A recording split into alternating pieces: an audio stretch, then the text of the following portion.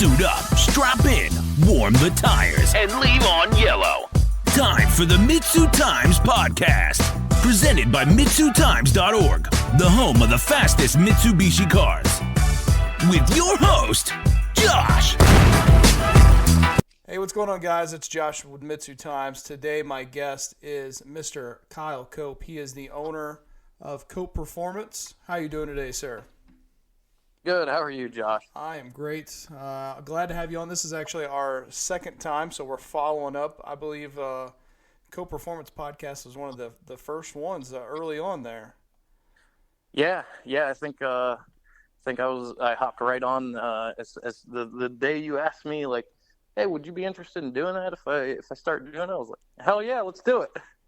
Let's see. Looking back here now. Yep, the number 14. So number 14 to what's this episode? 117. So 103 in between there. Wow. Yeah, you've been putting in a lot of work. Man, it is. The podcast has come a long way. It's been a lot of fun. Well, yeah, you've put out a lot of really, really good episodes. I enjoy listening to them too. Thank you. I appreciate it. You know, I've been seeing a lot of co-performance stuff out there. It looks like you got some customers doing some really cool things, and you know, obviously your shop car or your personal car has been really cool. I think it, as soon as you posted it, people were like, "Oh my God, what is this?" We'll get into more of that later, but you know, over the years since we last talked to you, it looks like the shop has come a long, long way. Yeah. I think words got out. That, you know, we're doing some cool stuff over here. Yeah. Well, Kyle, we'll start off with, how has business been the last few years? It's been really good. You know, like I said, I think word got out. You know, we're doing quality work over here, and you know, really trying to help out as many people as we can, and build some really cool cars. And so in that aspect, you know, we've definitely gotten a lot of customer inquiries, and you know, a lot of really cool builds flowing through the shop here. And you know, now we're in the new shop. I think the last time we spoke, we were still in our old shop, and you know, things didn't work out over there. So you know, we had to kind of uproot everything abruptly and get set up in a new space and stuff. So things are flowing a little better now. Got a little bit more space, a little more organized, and you know, from customer feedback, you know, everyone's thrilled to have the new shop and have this really nice place to bring their cars and get everything done. Yeah, that was actually my next question, because the last time that we spoke on the podcast, at least, the future of Cope Performance was kind of you know, in jeopardy, or kind of up in the air, because you were going to have to abruptly move shop to your new one. So tell us a little bit about the new shop. Yeah, so the new shop, fun fact, is actually on the same property as where I live. Oh, wow. Yep. So I take a 20-foot walk to work every day. So that's pretty nice. It gives me a lot more shop time and a lot more flexibility on how much time I can put into the shop and put into the projects and stuff. You know, this shop it's amazing. It's probably not going to be our permanent long-term location, but it's a really good spot for what we're trying to do right now. Mm-hmm. Really trying to push ourselves and get the names out there and get people familiar with what we do, and really get the place going to that next level, you know.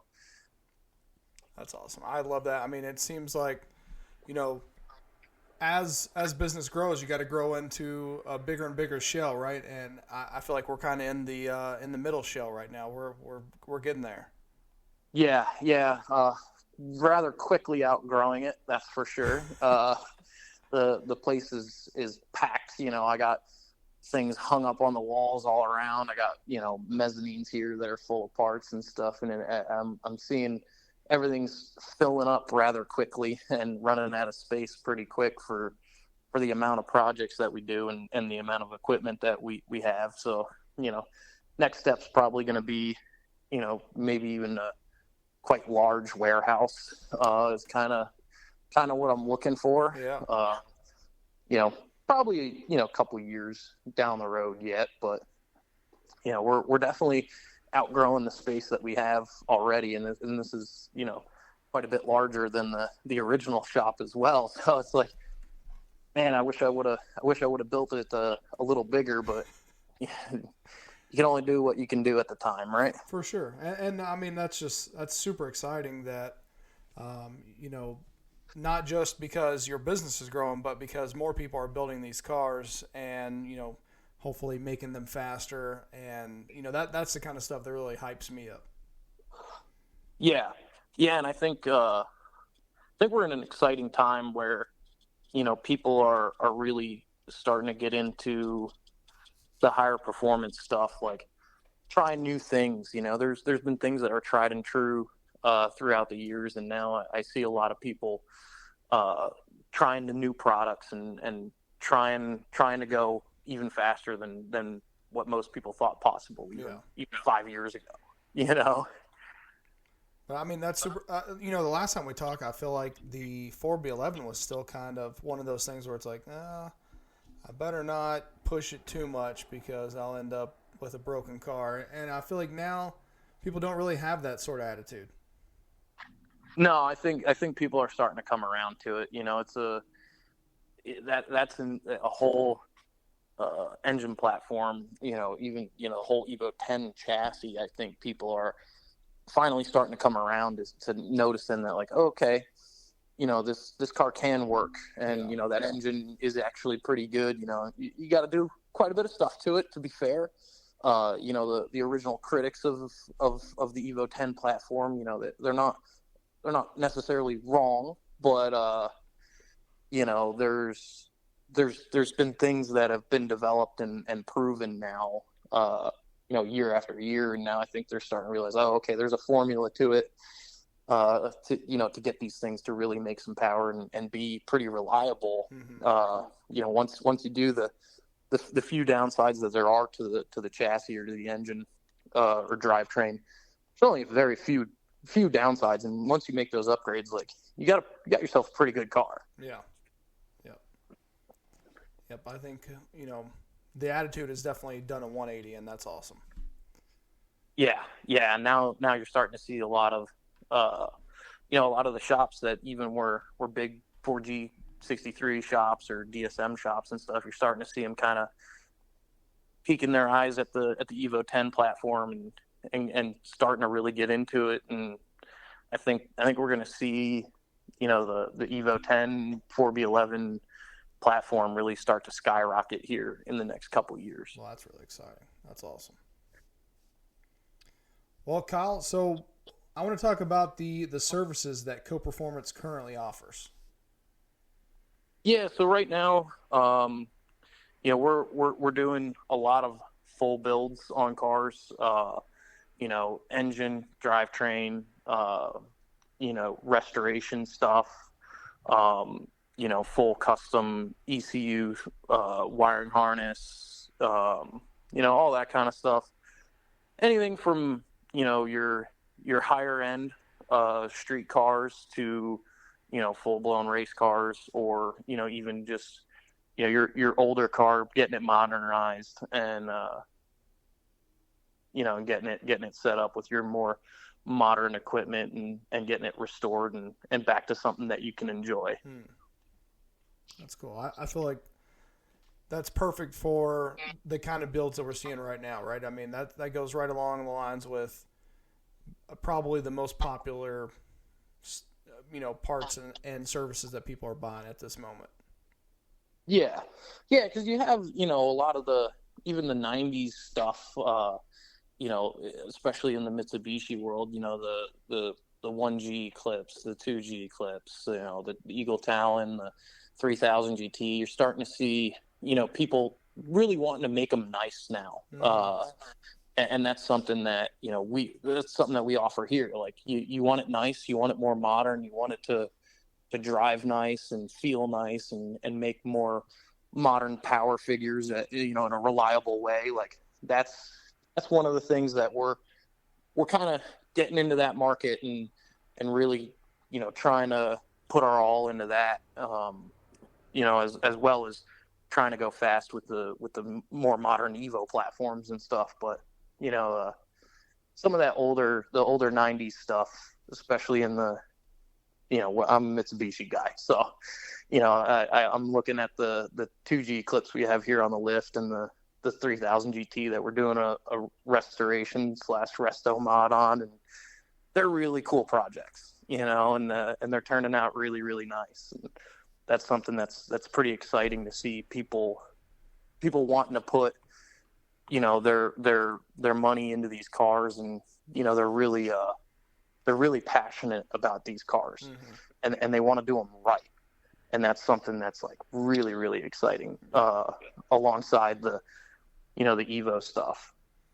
And maybe that's where the attitude's really changing, is instead of, just buying eBay parts and doing whatever. I think maybe the attitude now is more like, all right, we're going to do this right. Even though it's going to cost a little bit more, I'd rather it, be done the right way the first time. Yeah.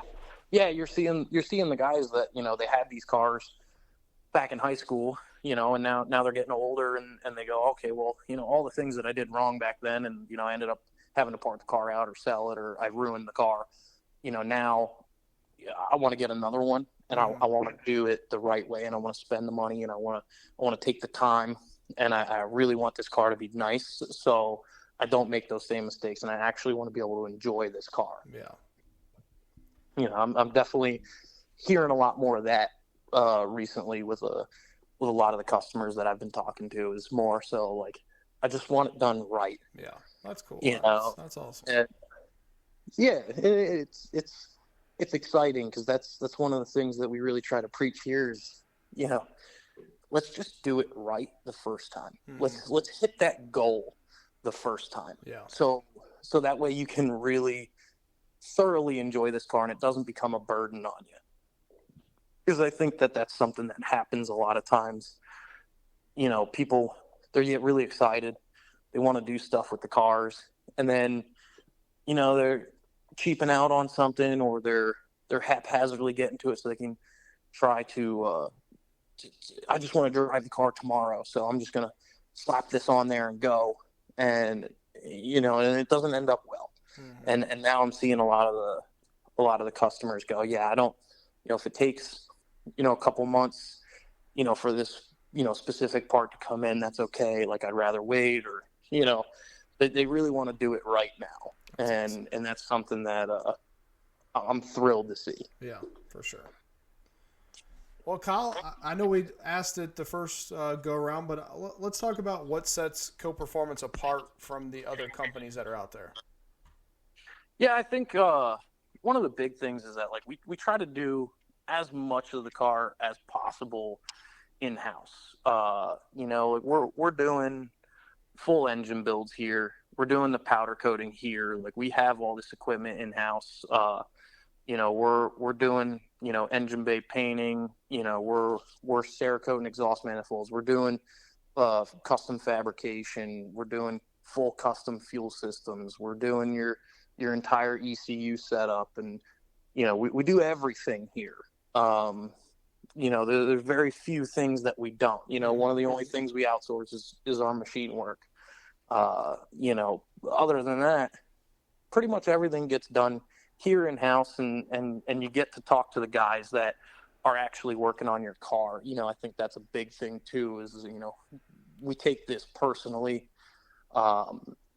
Between myself and the guys that I have here, if one of my guys is working on your car and you want to talk to him, like, I'll hand him the phone, rather than the in and out dealership type feel. Like, no, we want you to feel at home here. If you're a Co-Performance customer, like, we take the special attention to really get to know you and know what you want out of your car and what your expectations are. And, we really want to get to know you, as well as get to know your car and help you build your car and get your goals. Yeah. And that's something that I think separates us a little bit, is the real personal feel to it. And knowing that, we're doing everything here to get you to where you need to be. For sure. Because I think you and I talked about it before. Sometimes the customer, in our world, probably other worlds as well, they have very unrealistic expectations, and they want the shop to just follow along with their unrealistic expectations instead of someone from the shop kind of talking some sense into them and say, hey, this probably isn't going to work the way that you want it to work. Yeah, 100%. I mean, we get that all the time, and sometimes it sucks to have that conversation. Sometimes the customers come in and they're really excited and, they have an idea in their mind, and, you get to talking to them and you get to find out, like, well, hey, what you think might be really fun and exciting, based on, what I'm learning about you and what you do with the car, I think you're going to end up really not liking going down that path, and sometimes it kind of does suck because you kind of see it take the, they're like, oh, okay, well, maybe I need to think about this a little more, but then in the end, they end up, rethinking what their plans are with the car and going, oh, okay, well, no, you're right. I do really like enjoying this car on the back roads or, driving it to Cars and Coffee on Sunday. So maybe I shouldn't, build an aluminum rod motor to make 1,200 horsepower. Because, like, I really do like driving down the street to grandma's house, So sometimes they get all excited and really want to jump into something that might not be what they actually want, Yeah. It happens quite often, but that's part of the process that we do here is really find out what you want to do with what do you want to do with your car? What's your long term? Are you planning on just keeping the car for a year, beating the hell out of it and selling it, or do you want to have this car for the next 20 years? What do you enjoy doing with the car? That's you want to go racing with it. You want it as a street car. You want it as a show car. Mm-hmm. Are you drag racing? You circuit racing? A lot of times I get people that they come in, they have a blown motor or something, and the immediate thought is like, well, let's just build it to the max. And then I go, okay, well, what do you want to do with the car? Like, would you like to go autocross, or would you like to go do track days? Mm-hmm. Maybe we should build it to that goal rather than you just, a lot of times we have a blown motor. Well, might as well make 1,000 horsepower. Well, maybe not. Like, you don't have to. I know the internet says that's what you need, mm-hmm. but it might not be what you really want. Well, I think a lot of times too, you see out there. I'm sure you see it a lot as well. Somebody wants to be top 10 on the MitsuTimes list, but they have a $5,000 budget. That's tough to do. Yep. Yeah, that is very common. And that's something that sometimes it's hard, for the public to even know what a realistic budget is for certain stuff, especially now in the last 3 or 4 years. Pricing on a lot of the stuff has gone through the roof. So something that 3 or 4 years ago would have been a $500 item, now that item's $1,500 or $2,000. So they come in and it's like, okay, well, I want to do a flex fuel kit and some injectors, maybe a fuel rail and a retune or something, and I want to make 500 horsepower. And it's like, okay, well, that's $4,500 or $5,000, and they're like, oh my gosh. Well, yeah, unfortunately, the injectors that used to be $600 are now $1,300-$1,400. Yeah. And then unfortunately, that's just, I think, where the economy is going. Especially in the aftermarket now. We're seeing a lot of price increases, and it does affect, even all the way down to the shop level. Like, I don't want to be extremely expensive. I would love to be able to, tell you that, $1,000 is going to get you exactly where you want to go. But in today's market, we can't get barely anything for a cheap price anymore. Right. It's just the world we live in now, unfortunately. Yeah, and even now, like I even struggle with the internal debate on, what our shop rates are for certain things. Because it costs so much to even just live and have operating costs, of the shop, where it's like, I find myself a lot of the times, rather than upping rates, I'm just, I'm more so taking out of, our own shop budget just to kind of meet that happy medium, rather than jacking up the labor rates or the service rates. I'm kind of trying to keep them where they're at as much as possible. Yeah. But a lot of times that takes from the bottom line and makes it a little bit harder for us to do some stuff, around here. Like me and you had talked about, I'm really trying to push towards getting a shop drag car project going. And, a lot of times when I'm doing that, trying not to raise rates and stuff like that, it does kind of take away from the ability to put money aside to build our own car, to really show the shop, show what the shop can do. Mm-hmm. And, it makes it really hard to justify buying parts for a drag car when, the cost of just our overhead in general, because the economy's going crazy, makes it really hard. Yeah, no, I could definitely understand that. So, Kyle, I know you talked about, Co-Performance going to be possibly moving, to a great big facility, and, you got a lot of great plans for the future. What is something, a service or a part that you have in your mind that Co-Performance doesn't offer right now, but you want to offer it in the future? Something that I would really like to get into, cage building, or chassis building, better yet. Really being able to set people up, with a properly built chassis, looking into drag car type stuff, or even, high level time attack stuff. The chassis or the roll cage and the safety stuff, becomes a real high priority. And that's something that, where I'm at right now, I think, we either have to remove one of our lifts for service in order to get that equipment in here and have the space to do that kind of work. That's something that I really want to do here in the near future. And that's something that, in a bigger facility is going to be a lot easier, rather than trying to do that type of work and get that type of equipment in this building, Oh yeah, for sure. But that's something that I'd really like to take on, because I find it lacking in, especially in this area. There's really not anyone around that does it, or wants to do it, and I think that's something it's enjoyable. I've done some of it, but don't have the space to really offer it to the public,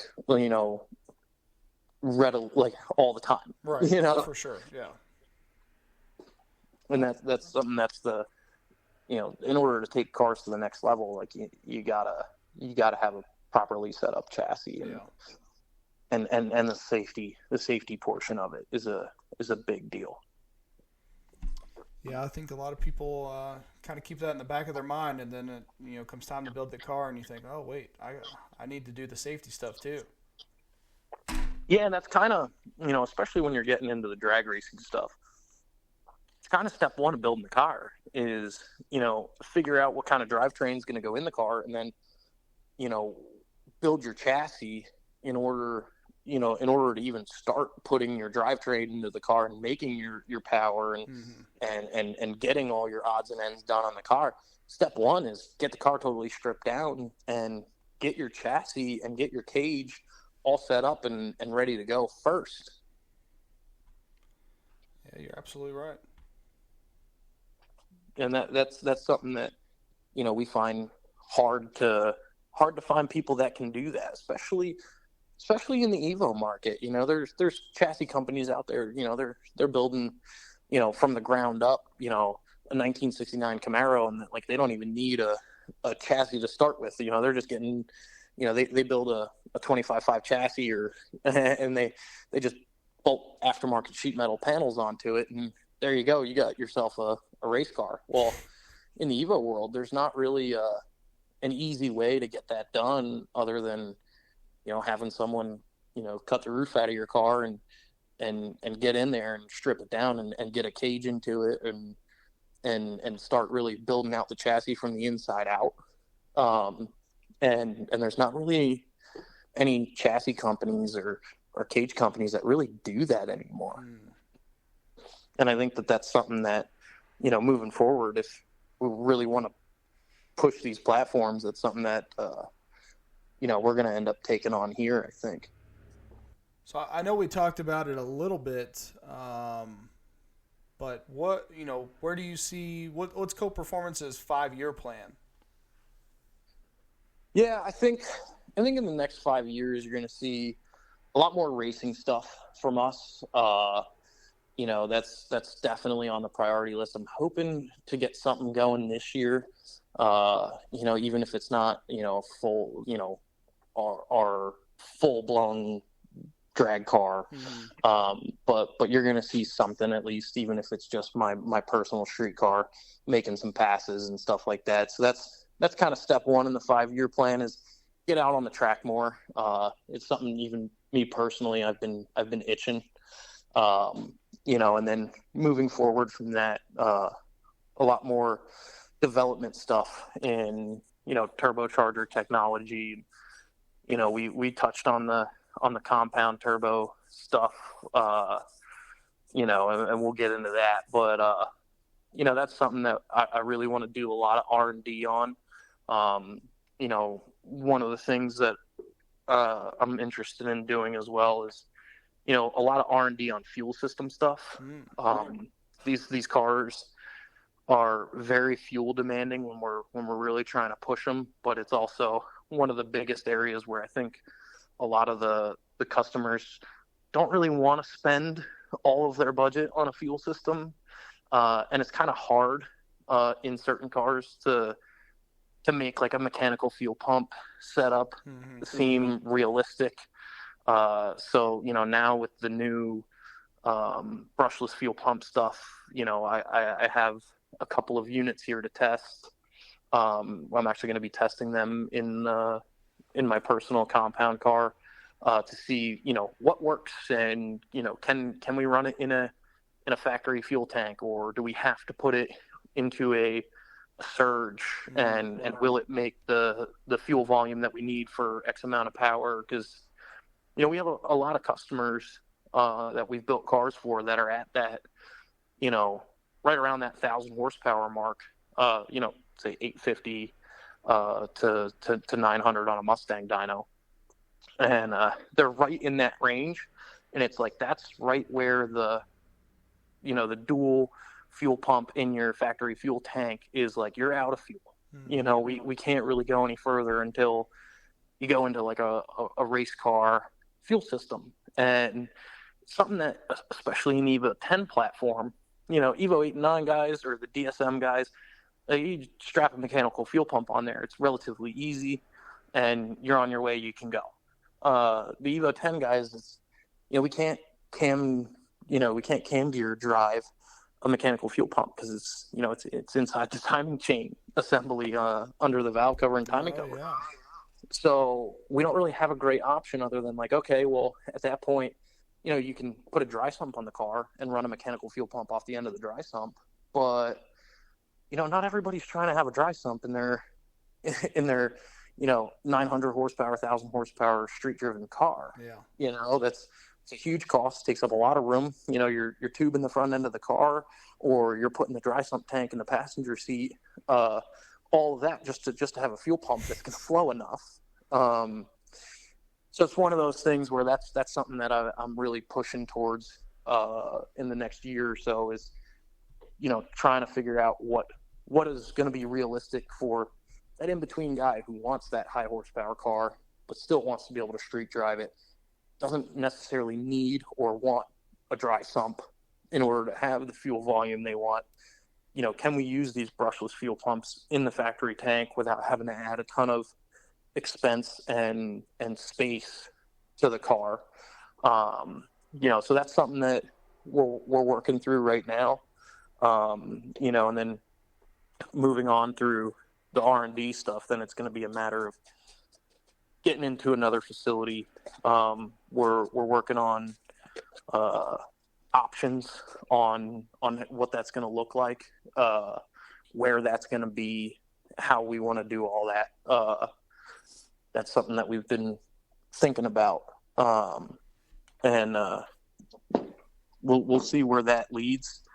But for now, the main priority is to keep everything moving along and getting these cars out of here and getting the customers to enjoy them and go race them. And that, that's a big thing I want to push, as well as, a lot of these guys, they love the street. It's, I get it to an extent, but the real place to go have fun with a lot of these cars is like get out on track, whether that's autocross or time attack, or, in this area, we have the PA Hill Climb Association. They run, you can run your car on the street, but in a legal way, with actual timing equipment and stuff. That's a great way to have fun. You like ripping on your car on the back roads, that's fine and dandy, but like, if you really want to push yourself, like, you should be doing it in a controlled environment. For sure. That's something that I really want to push over the next few years, as well as, you don't really have to push yourself on the street. Like, there's a reason why these racing organizations exist, and it's because that's where you really should be doing it. 100%. Well, Kyle, we've kind of skirted around it a little bit, but let's now dive into your compound turbo Evo 10. Yeah, I've kind of kept quiet on that a little bit. We saw some pretty amazing results out of that car. I don't want to get into too deep on exactly what the setup is or exactly what's going on, because we are doing a version 2. And I don't want to give anybody information that's not accurate or not the best way of going about it, since we are already in the middle of doing a version 2. So putting out there exactly what was on the car and exactly what it did isn't going to do anybody any favors. Myself or someone who would want to try to like copy that setup, because there was goods and bads with that setup. Right. So version 1 of the first thing is usually not ever perfect. And it wasn't. It was really, really fun. Don't get me wrong. I put about 3,000 miles on that in the short period of time that I had it out, and I really thoroughly enjoyed the shit out of that car. So now I'm getting excited to put the next setup together.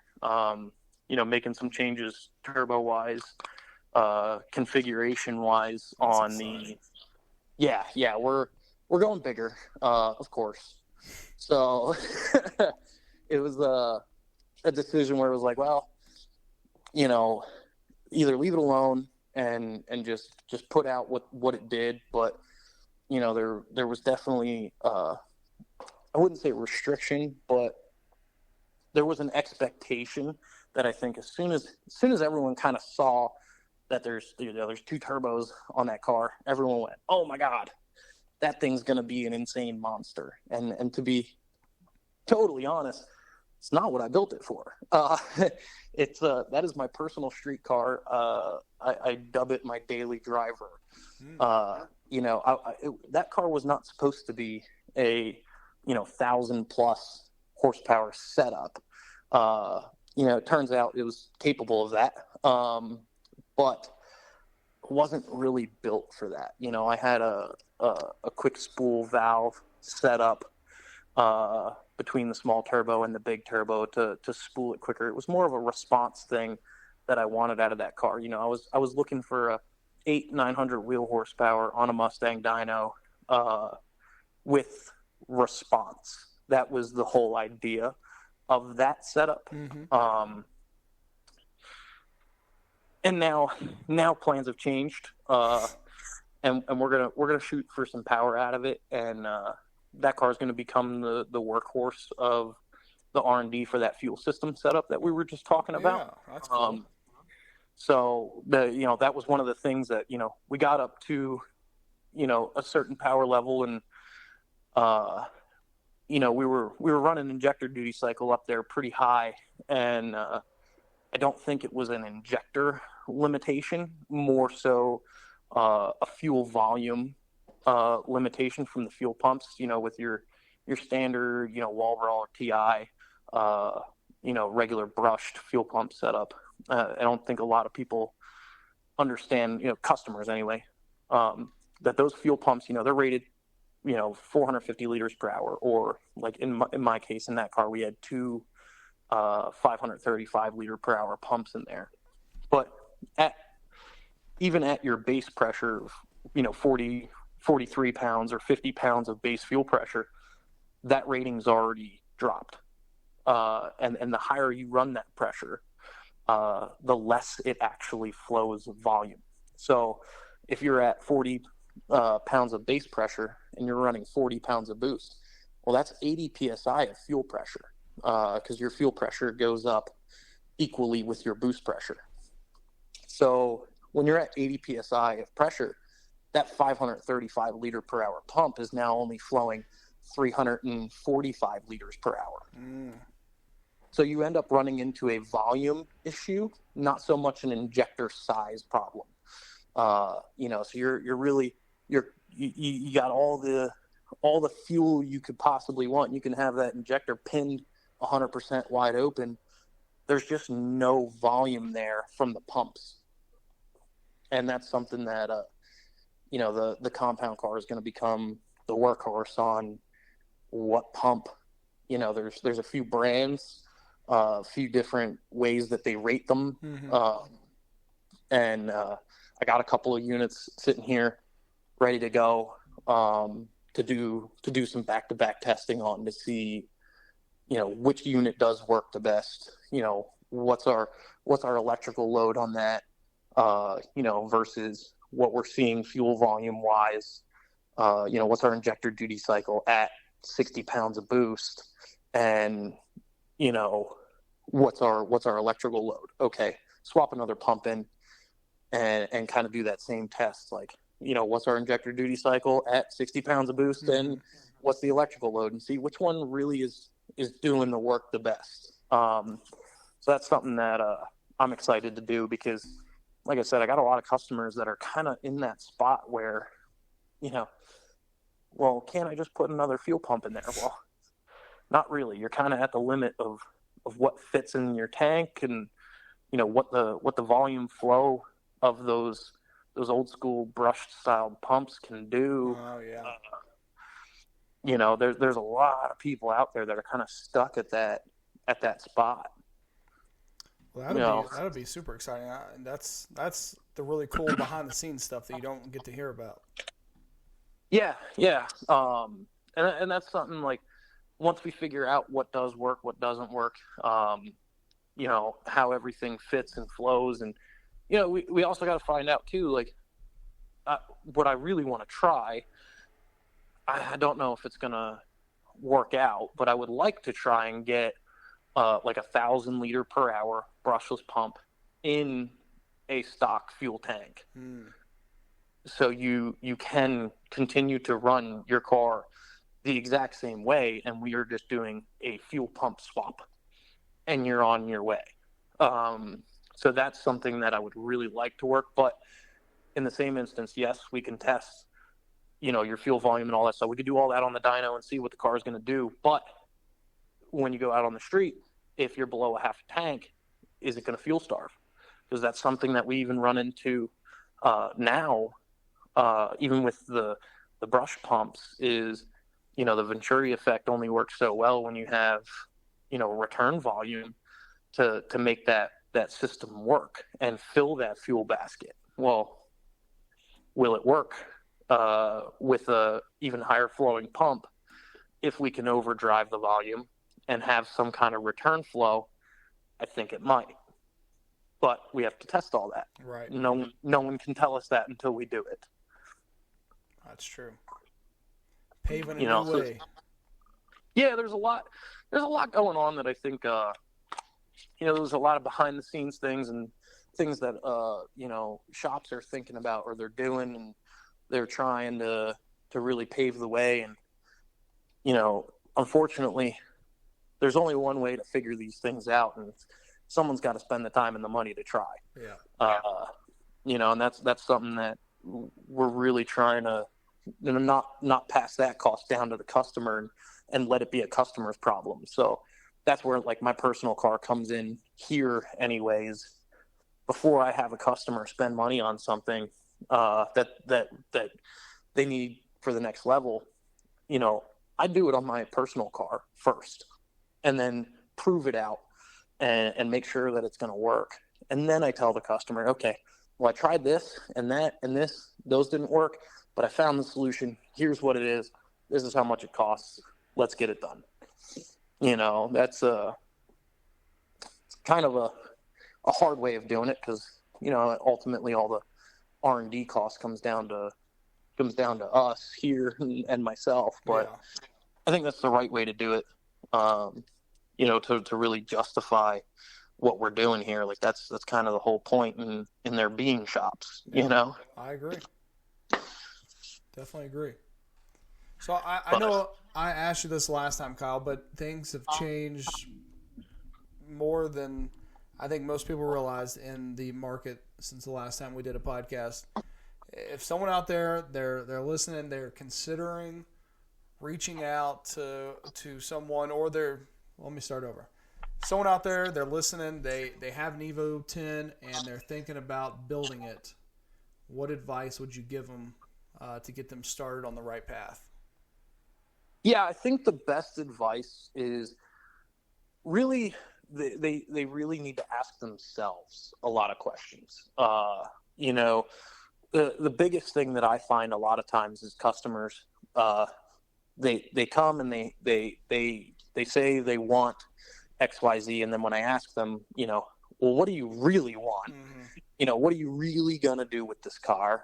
That kind of thing.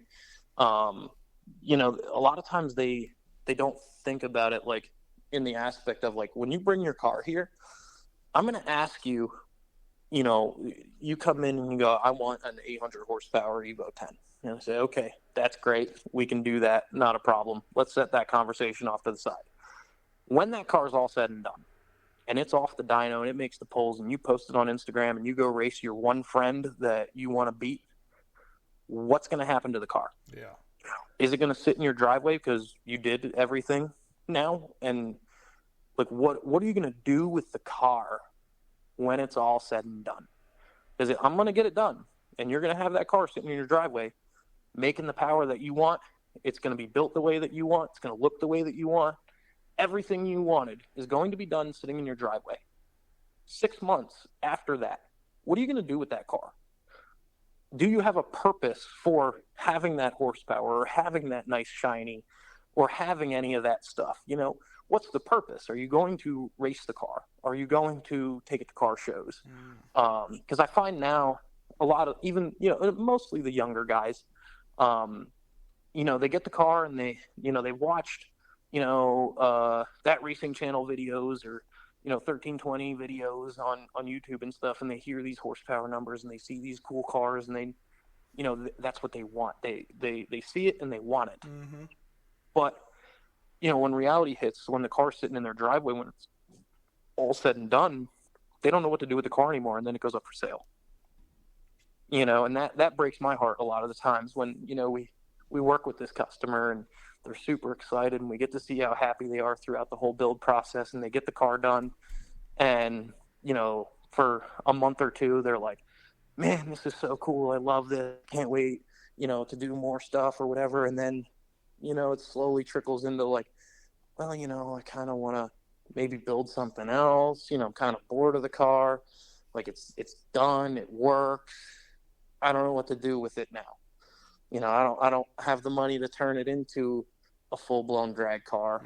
But it's kind of past the point of being able to drive it on a daily basis, or it's past the point of, taking my girlfriend to dinner in it. It's too loud, or, whatever the thing is. They kind of, the customer just needs to really ask themselves, when this is all said and done, what am I going to do with this car? Because that's a big thing that I ask, almost every customer that calls the shop.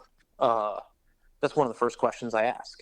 What's your goal for the car when it's all said and done? What are you going to do with it? Right. And you know how many times it's just silence on the other end of the phone? And that's the first time they've ever even thought, well, what am I going to do with the car? And then they go, well, shit, I gotta call you back. I gotta think about what I'm gonna do. I have to with get this back car. to you. It happens all the time. And then they call me back a couple days later and they go, you know what? You're right. Maybe I just want a 600 horsepower car to drive on the street. Maybe I don't need all the fancy stuff that I saw this other guy has on Instagram. And it's like, okay, now we're talking. Now we're getting into what you actually want. And that seems to get a lot of the customers, they're a lot happier with the end result when we build the cars that way, with that main question in mind of, when it's all said and done, what's the plan? And even a lot of times too, they'll even ask me, like, well, what are my options? Well, when the car is all said and done, what can I do with it? Okay, perfect. Here's all these different types of racing that you can do. Maybe watch some videos of local events, or see, if any of your friends participate in those types of events. So that's another big thing too. Like, a lot of this sport is a community sport. And if you have the idea of, I want to build a drag car, but you don't know anyone that drag races, a lot of the times it's hard for you to get out and do it. So, a lot of times when the customers tell me, like, well, I'd really like to get into hill climb racing, or I'd really like to get into drag racing, but I don't know anybody, and I don't know what the steps are to go and to do this. And I go, okay, well, you want to go drag racing? Come with me. I go to the tracks on Friday nights and do testing tunes and stuff, and I'll help you get set up. And, here's these events that, are very popular in our area, especially for the import stuff. Like, here's places you can go. Here's people that are going to that event. You can group up and go with them and have a good time. And then, I want to get into autocross. Okay, well, I got a couple customers that, here's their contact information. Get with them, and they can take you down the autocross road and show you what that's all about. And you can go with them and kind of have that community feel, That's one of the things that we're working with Sherwin from Winnett Motorsports with, is that whole community, the whole community vibe of racing, to get people into it, because it really is a super passionate sport that I feel like it's kind of hard to get into, especially when you're new and you're a young car enthusiast, to get into a racing situation. A lot of times, not that it's purposefully done, but there does kind of seem to be like a little bit of gatekeeping to even get into the sport. So like that's something that we're trying to work on even here as customers come in, and we have that conversation of, what do you want to do with the car? And then they go, well, I don't know anybody. I don't even know, like, well, if I do want to go drag racing, like, what do I need?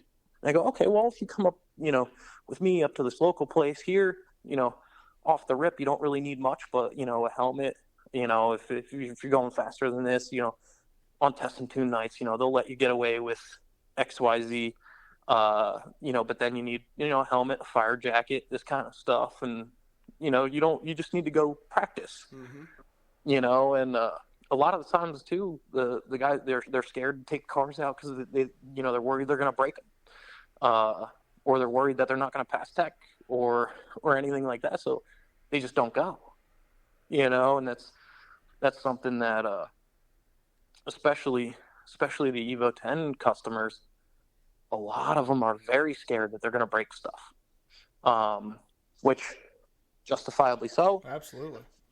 But I can say from experience, I've had 3 Evo 10s personally that have all made, over 800 wheel horsepower on a Mustang dyno. Every single one of those cars got the absolute snot whooped out of them.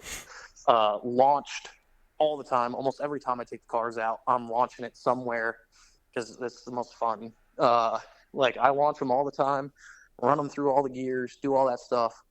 And I've never broke a single drivetrain component. And that's what most people say is like, oh, you're going to break your transfer case. You're going to break your rear diff. I mean, my personal compound turbo car that's making more power than 99.99% of Evo 10s out there, that is on bone stock drivetrain other than a final drive in the transmission. Haven't broke anything. Wow. Granted, I do think I'm kind of at the limit of where I'm probably going to shear gears off in the transmission, especially pushing it with the taller final drive. That does put more strain on all the other individual gears. Right. But I haven't broke it yet, and I've launched that car many, many, many times. And I think there's just kind of a stigma around that you're going to break drivetrain parts. You can, sure, but with the right guidance, the right setup on the car, the right tune-up on the car, and someone kind of teaching you how to launch the car properly, how to stage the car properly. If you have someone that'll show you those steps, you don't really have to worry that much. It's still possible. Not going to guarantee you that you're not going to break your car, but it's not as likely as what I hear. I hear the customers, their concern is the very first time that they ever launch their car on the track, it's going to break. And then the second time they launch the car, it's going to break again. It's like, well, no, you're not going to break the car every time you launch it. You're going to be okay. You're going to be able to do this quite a few times before you hurt something. Mm-hmm. Trust me. I've been down that road. I had, was it last year? I think it was last year. I had an customer car. I bought a customer car back from a customer after we built it. He put it up for sale, and I bought it. And that car, it made I think 815 wheel horsepower on the Mustang dyno, and that was a bone stock 2014 Evo 10, bone stock drivetrain with a final drive, making 800 horsepower. And I drove that car almost every Friday night last summer. We went to every testing tune, and I launched that car probably, I would say easily over 100 times over the summer.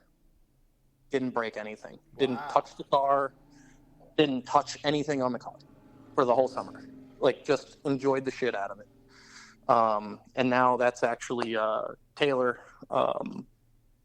the tuner that I had here. Now that's his daily driver, and still haven't touched the car. That's badass. Yeah, the engine in that car's got pretty damn near close to 20,000 miles on it now. It still has the same clutch in it from when we built the car. We haven't done anything to it other than from when I bought it from the customer. We made it a hood exit. That's it. That's pretty much all we ever did to the car. That's super cool. I like that a lot. Yep. Yeah, and it's just granted, it's due for service. We're actually going to be swapping in a high compression engine in that part of a little R&D side project. Oh, cool. Between myself and Taylor, we're going to be putting a pretty substantially high compression piston in that. So I got a short block here that I'm putting together for it, just to kind of see what we can get away with, and if it helps anything, because that's kind of a debate. Once you get above that 10.5 to 1 compression ratio in a turbocharged application, you're starting to get into a domed piston versus a dished piston. Yeah. And there's kind of mixed reviews on that. So I want firsthand experience on, currently the car has a 9.8 to 1 compression dished piston in it. So we're going to be going to close to like an 11 to 1 domed piston. I think it's somewhere in the 10.5 to 11 to 1 ratio domed piston. And so I want to see what the positive and negative effects of that are in real life in a 4B11, actual R&D, not just, winging it. Right. We're gonna put it in there and see what that actually does. I have a theory on what it's gonna do and what it's gonna like and what it's not gonna like, but I want to see the actual data, because that's still a 2-liter based engine. So that was kind of the thought was, with a 2-liter, how much response can we get out of it? Does it make more power up top with the higher compression? Because that car, the way it's set up right now, it's turbo limited. And we're looking to see, are there more pumping losses up top with higher compression, or, does it naturally just make more power with the higher compression? What is the theory states that, there's going to be, more pumping losses up top in the higher RPM, but, then you see like what a lot of the guys are doing in the K series applications, and they're going pretty insane with compression ratios on turbo cars, and they don't seem to be, losing anything. Absolutely. And I think that's something that, in the Evo community, there's not very many people going down that route to see, like, I see what most people are doing, and 10 to 1 compression is pretty much where most people stop. I haven't really seen anybody go above that. So that's something I want to try. I think that's kind of the Mitsubishi turbo community as a whole. I mean, we always think the low compression the better, but we see the Honda guys, playing around with this kind of stuff and having really good results with it. Yeah, and then you get into the whole, combustion chamber theory of, a dome versus a dish piston, and you want to be a dish piston, if at all possible. It helps promote, better cylinder filling, and flame front propagation, more center on the piston. But then you see what these other platforms are doing with a domed piston. It doesn't really seem to affect them. Obviously you got to run a high quality fuel. You're not going to be running it on pump gas. But for what we're trying to do long term racing application wise, I kind of want to know, what is the real world? Is this going to work, or is this, worst case scenario? What, I pull a set of pistons out and scrap them, and it's $1,000 worth of pistons. Okay, that sucks, but to me, it's worth the try. Yeah, I agree. I 100% agree.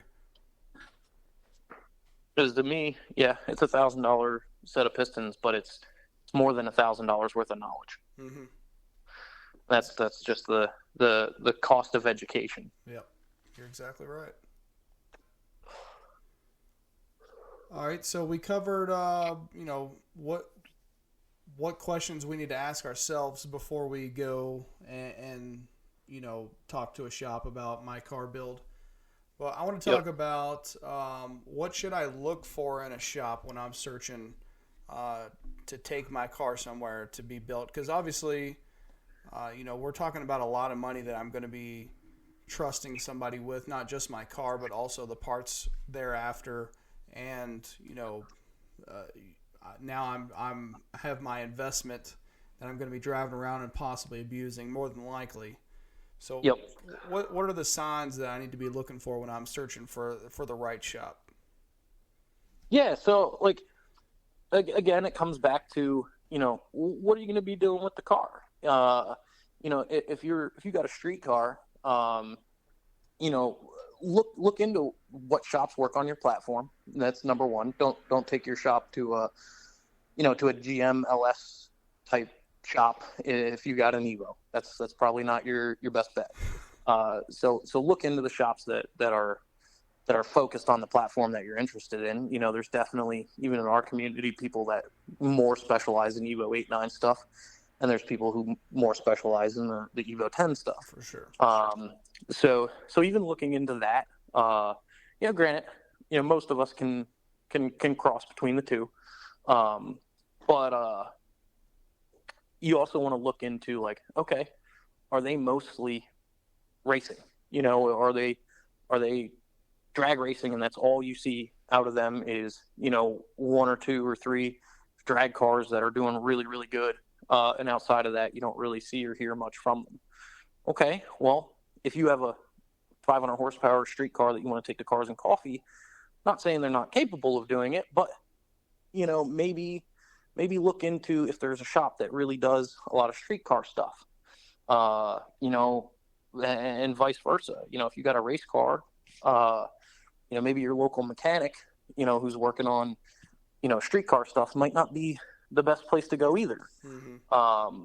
Looking into, like, what exact, services you need.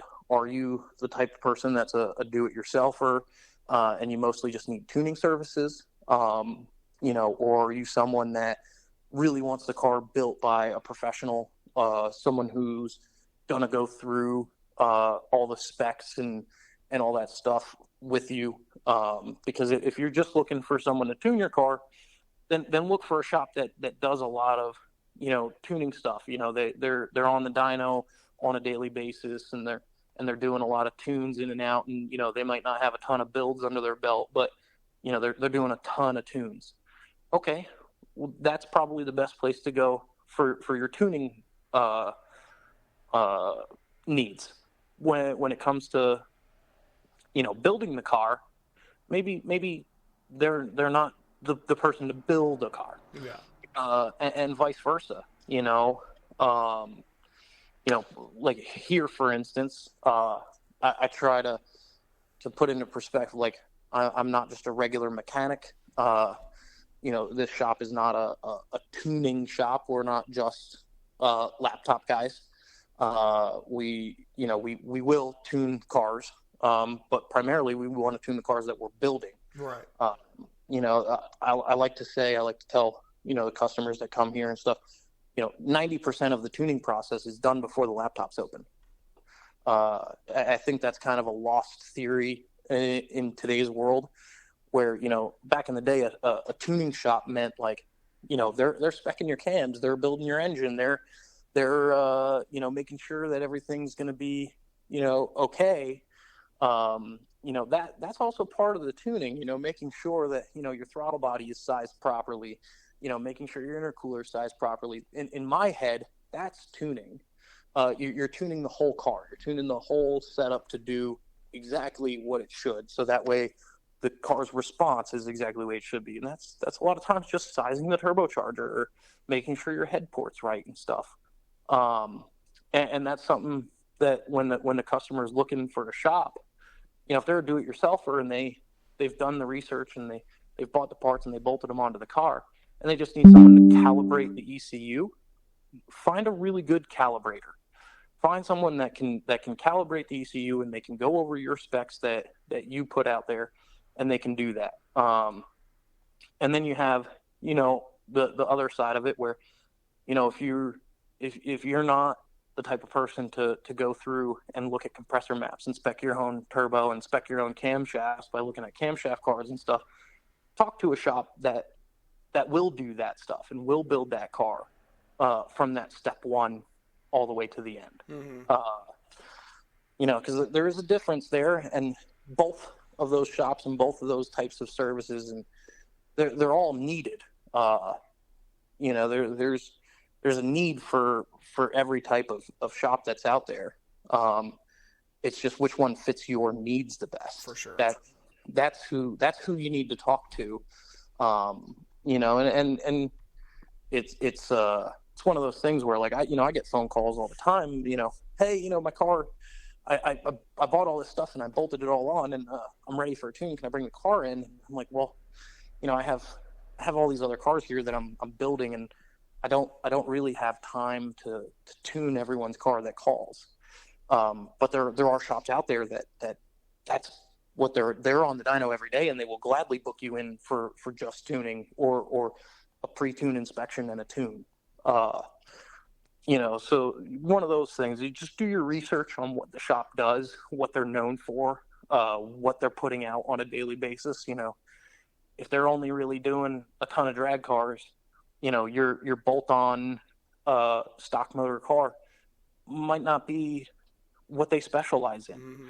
And you might not get the best end result going to that type of shop.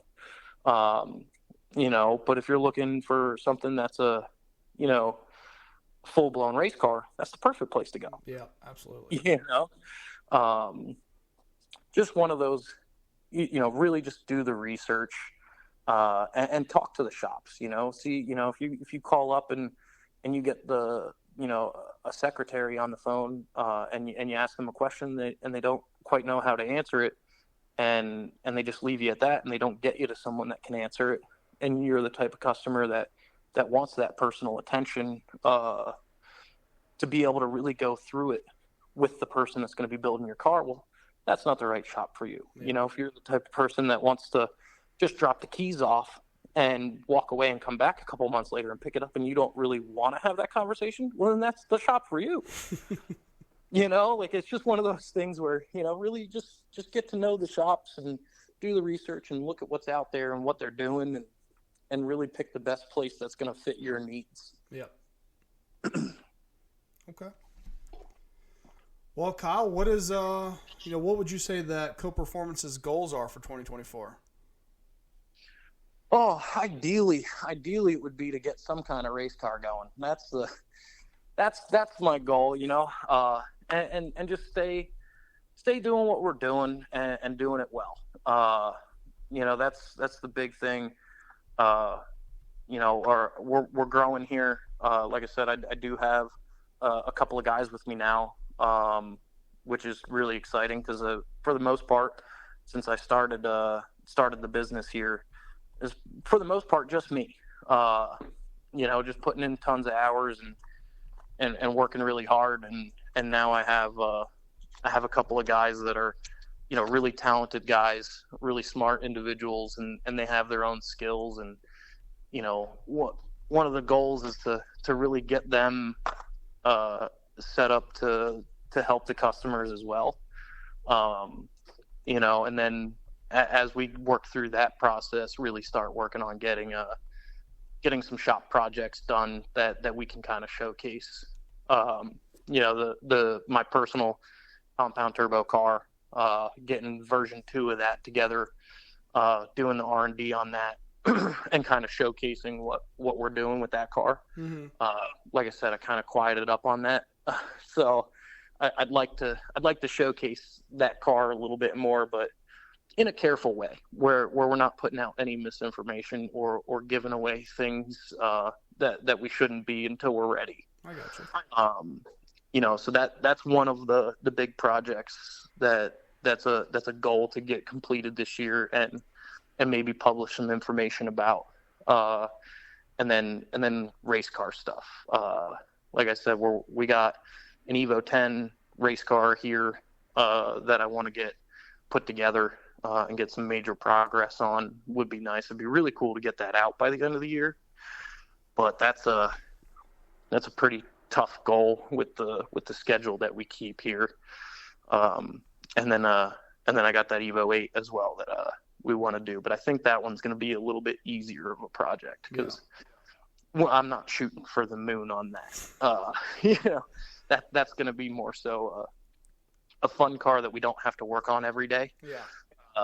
And just something that we can all drive and really enjoy I want everyone in the shop to be able to take that thing down the drag strip all summer long, and we're not really working on it every day. That's the goal with that car. I like that goal.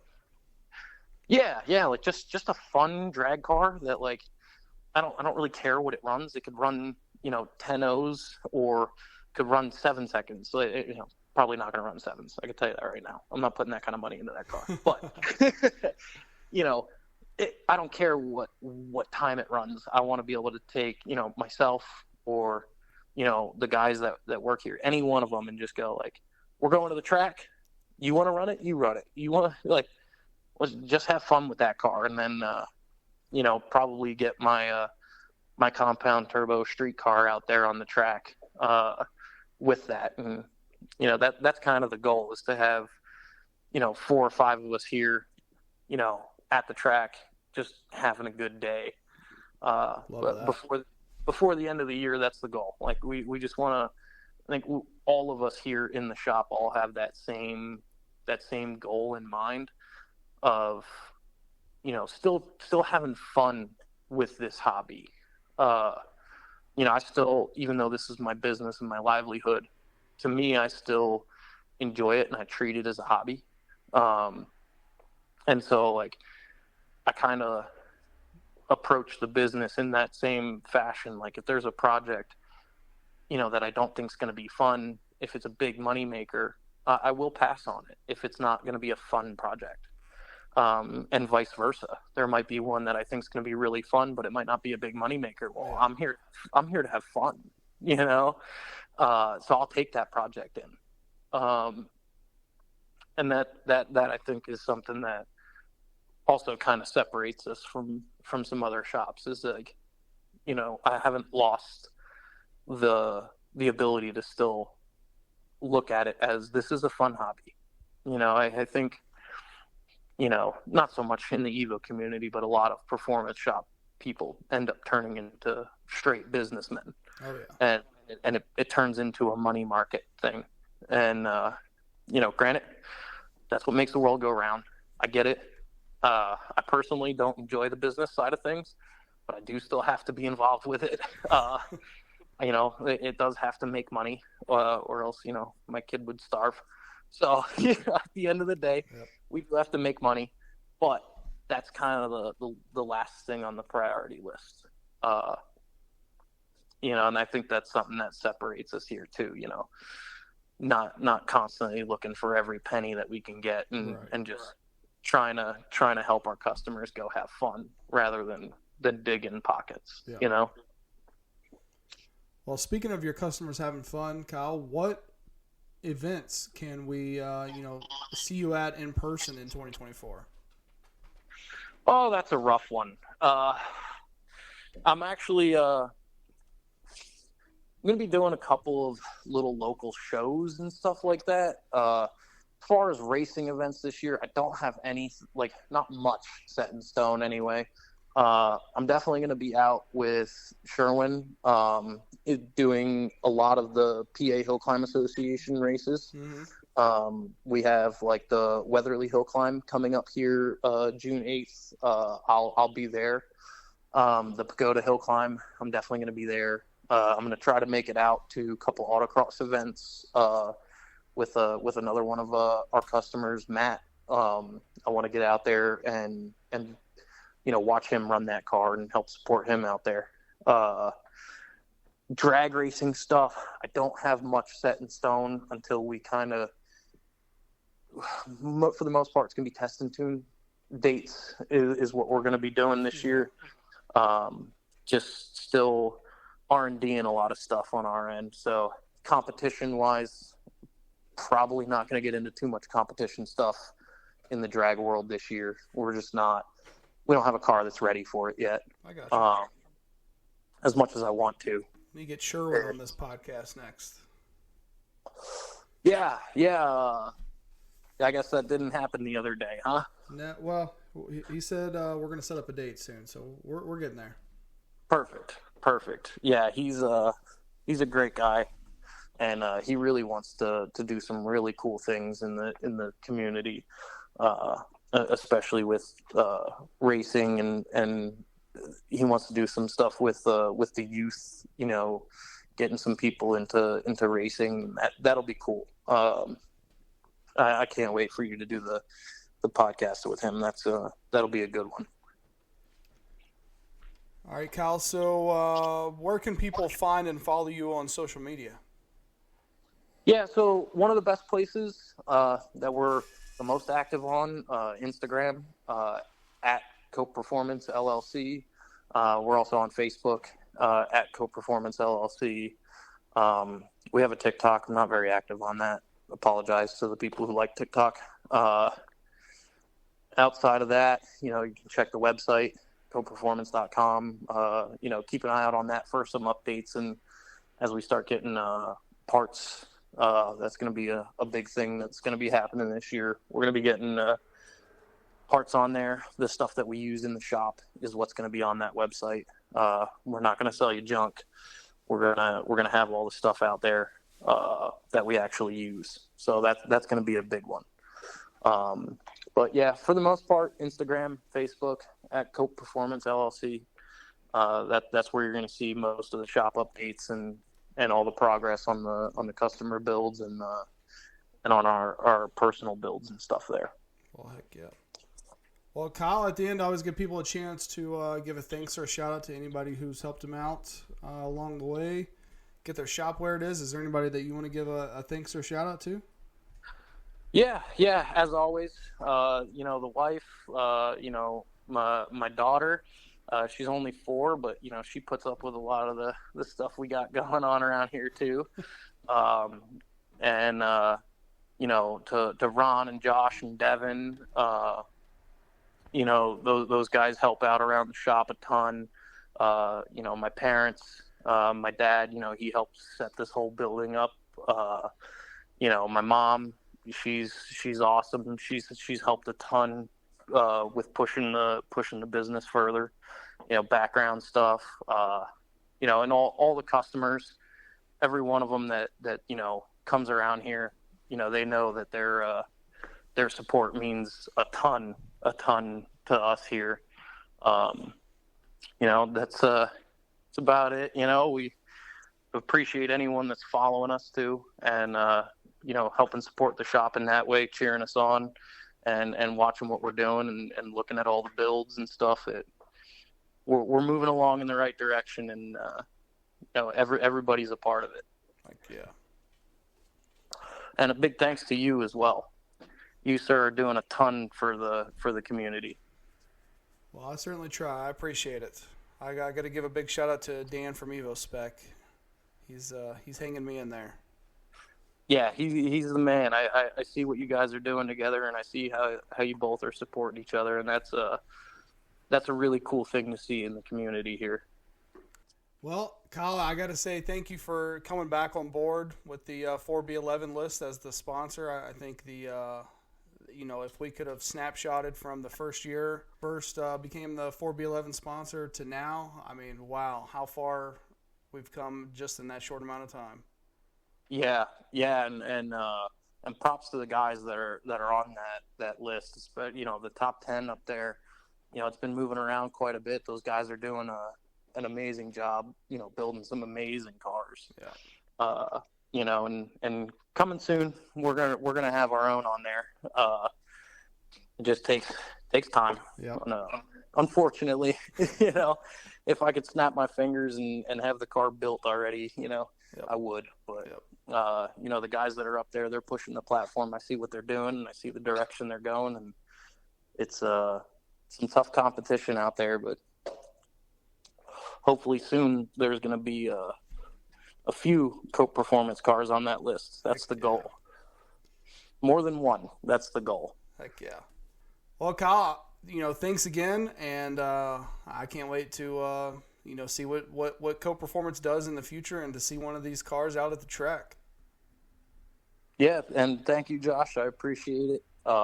Your support and all this stuff goes a long way. Thank you. Well, I'll talk to you soon. Yep, you too.